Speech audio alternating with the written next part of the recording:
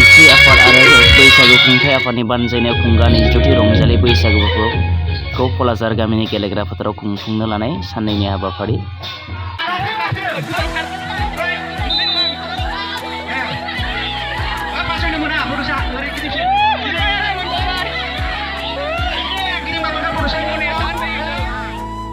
फिरफिला बिर होनो थाखाय जगार खालामदों। दायो फिरफिलाखौ थनबाय दं आरो खुंथाइ आफादनि आरो क'लाझार आलाइस्रि आफादनि फिरफिला बिर होनाय साननैनि हाबाफारियाव जाखिनि मावफुंबाय जाखिनि मावबाय बेखौ मोनफ्रोमबो हाबाफारिखौ इसे सोदेरनाय जादों।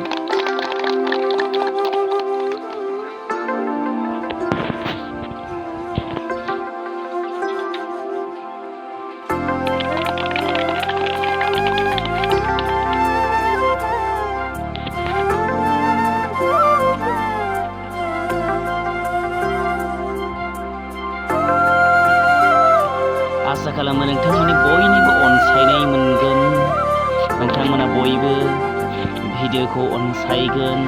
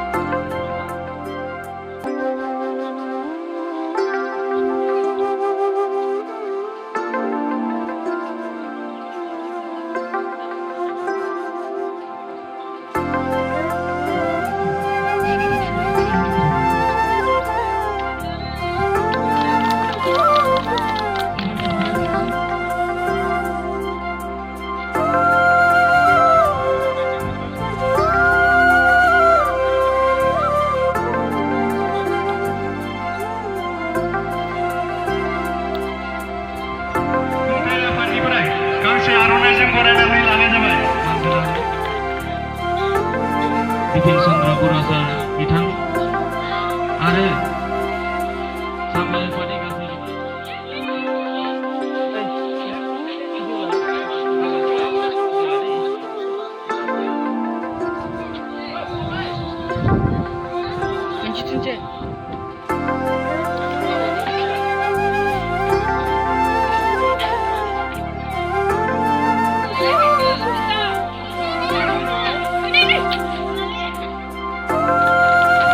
साबायखर थाबाय बिथांनिसिम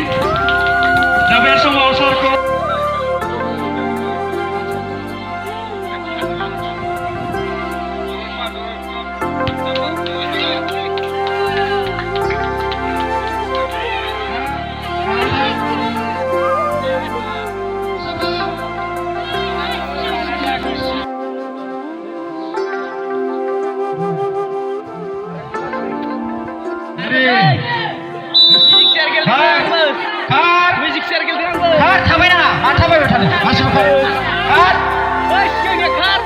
खार आखाया मावदोंमोन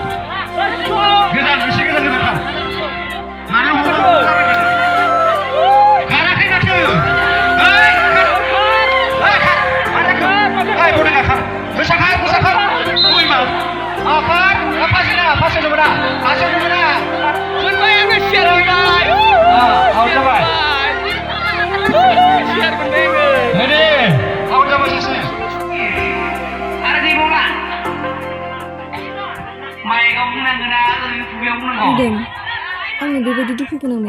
देंखो नुदाहाय आं रायग्राफ्रा मोजां थादै इसना खोमाया गेस्टिक गोनां खोमाया गेस्टिक गोनांबाथ' थाब आउट जागोन बिसोरो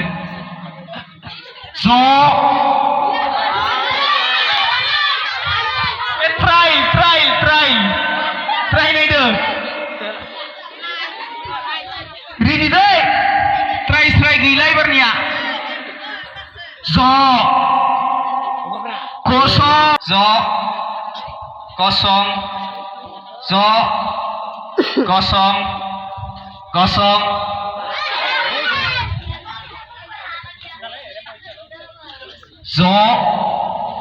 kosong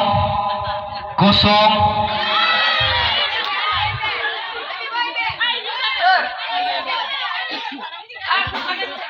थाब बोखा साइडनिया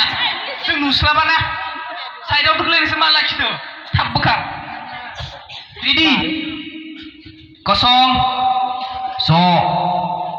kosong kosong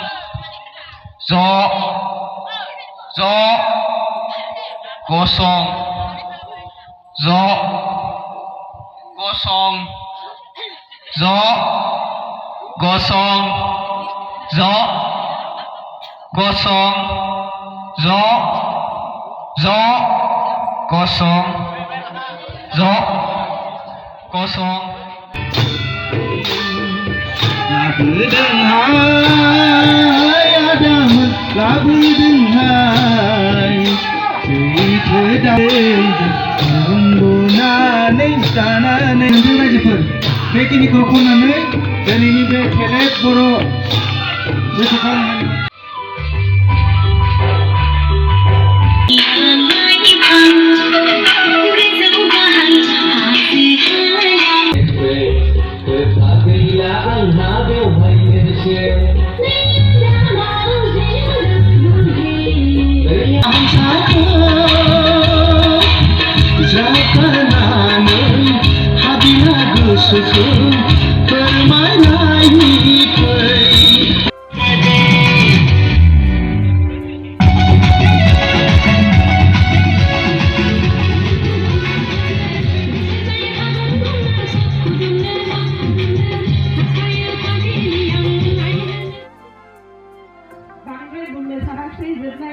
बैसागो बोथोरनि बयखौ क'क्राझार गामिनि गासै रायजो राजा खुंगा नैजिथि रंजालि बैसागु फोरबो बे गामिनि आइ आफा रायजो राजा नोंथांमोन